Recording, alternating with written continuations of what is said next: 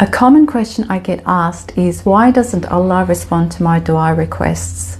Or why don't my duas get answered? Allah actually does respond to your dua requests, but it may not be the response you may be expecting. Let me give you an analogy to help you understand what I mean. Imagine you are unwell. You have a sore throat and you go to the doctor to seek help. You say to the doctor, "Doctor, I have a sore throat. Can you please give me some amoxicillin, a type of antibiotic, so I can get better?" The doctor examines you, including checking your temperature, checking your lungs, checking your heart rate, asking you a few questions, and so on. Now, there are 3 possible scenarios of how the doctor may respond. In the first scenario, the doctor may say, "Yes, you have a sore throat, you have a throat infection, and yes, amoxicillin is the best antibiotic for this type of infection.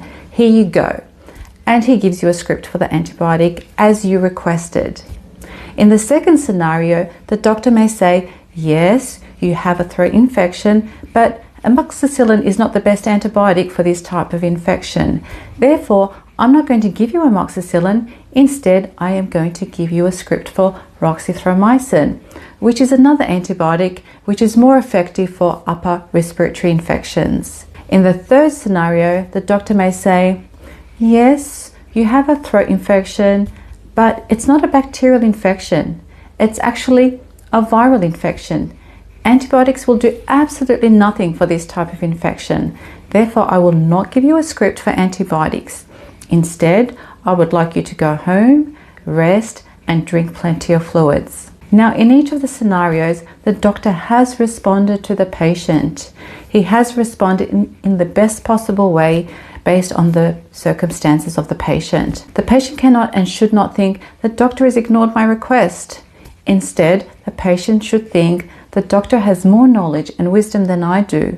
Although I requested something in particular from him or her, he or she has given me what is best for me based on their knowledge and wisdom. Similarly, when you ask of Allah, know that you ask of the one who has infinite knowledge and infinite wisdom. Therefore, if Allah does not give you exactly what you have asked for, trust that there is wisdom in why that may be the case. It may be that what you're asking for is actually not good for you.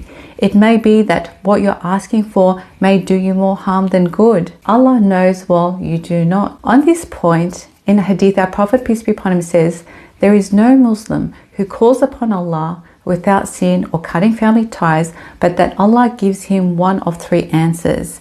He will quickly fulfill his supplication, he will store it for him in the hereafter, or he will divert an evil from him similar to it." So Allah responds, but how he responds will depend on his judgment on what's best for you. Imagine all the du'as that you made which you feel you did not get a response for exactly as is. They haven't gone to waste. Those du'as have either helped to divert evil from you, or they have become an investment for you in the hereafter. In other words, Allah has not ignored your dua request. He has responded in the way that is best for you. What's one of the take-home messages in this hadith? Make lots on lots of dua, because you are going to benefit from that dua in one way or another. If not in this life, then in the next.